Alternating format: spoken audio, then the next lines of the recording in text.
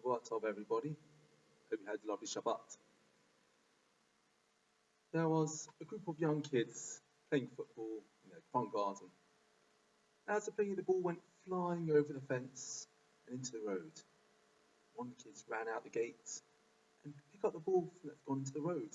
And as he was running to get the ball back, the car screeched to a halt. Just missed him by an inch. Someone jumped out of the car and screamed at that kid. He went running back into his house crying. A couple of weeks later, same thing happened again. The kids were playing football, ball went flying over the fence. Kid ran out to get the ball, car screeched to a halt. Someone got up, screamed at the kid, flying, running back into his house crying.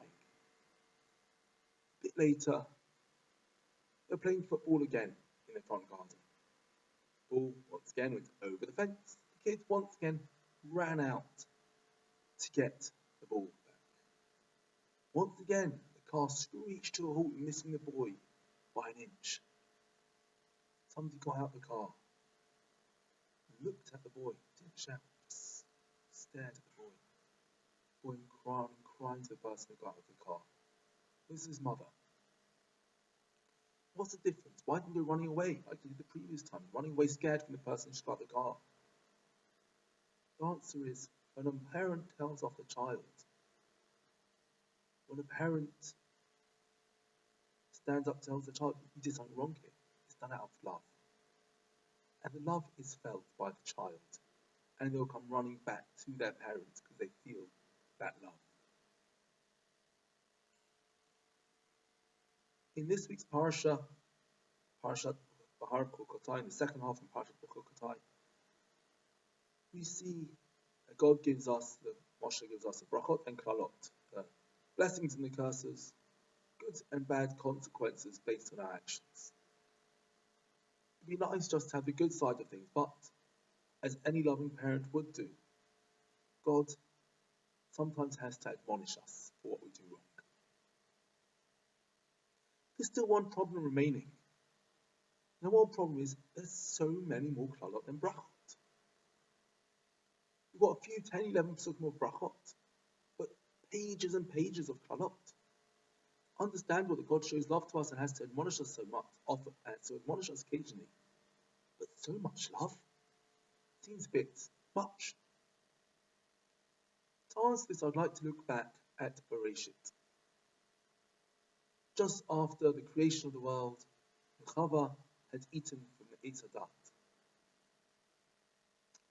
The pasuk there says, "Vayishmu et kol Hashem Elokim mitalech began." They heard the voice of God mitalech began, going in the garden, walking in the garden. The next pasuk says, "Vayikra Hashem Elokim el Adam vayomar ayeka." Hashem called up to Adam and said to him, "Where are you?" Now, why am I quoting this? To go back to our parsha. The Torah says, the last of the brachot is, I will go with you. It's as halech, I will go with you. What's the idea of going with you, and how does this work back in? Why does it connect back to Bereshit? It seems almost as if by doing what's right and good, we are fixing the sins of Adam HaRishon. That's proved actually really nicely. Because the word mithalech, the conjugation of the word, if you put it with other words, it's mitlabesh, to get dressed. It's something you do to yourself.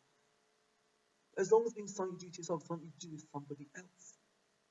Because when you do something with somebody else, it creates unity, become one. So this conjugation, which is something you do to yourself, is also you do something with someone else united. And you become one together. And that is important to note. Because as I read the second pasuk, the pasuk says, Ayeka, where are you? There's more than one word you could use to say, where are you? There's the word Eifo, where are you? So why does the pasuk use Ayeka? Well, let's explore where the word Ayeka appears elsewhere. The pasuk says with Sarah, the Malachim had just come to Abraham and said, this time next year, you will have a child. And Sarah was in the tent, and she laughed. She found that a big joke. My husband's too old, he can't have any children. And Hashem says to Abraham, Aye Sarah ishtech, where is Sarah your wife? Hashem knows where Sarah is. Hashem, you were Adam and Chava were. What does it mean, where are you? God knows this answer to this. Rather, it's saying, where are you?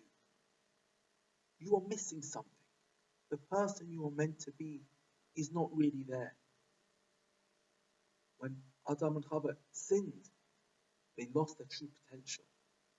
When Sarah laughed, she showed lack of trust in God. Her true potential was once again not there. And the words Ayeka are the same words as, same letters as Echa. Echa, that we get a read on Tishbav, translated into English as lamentations.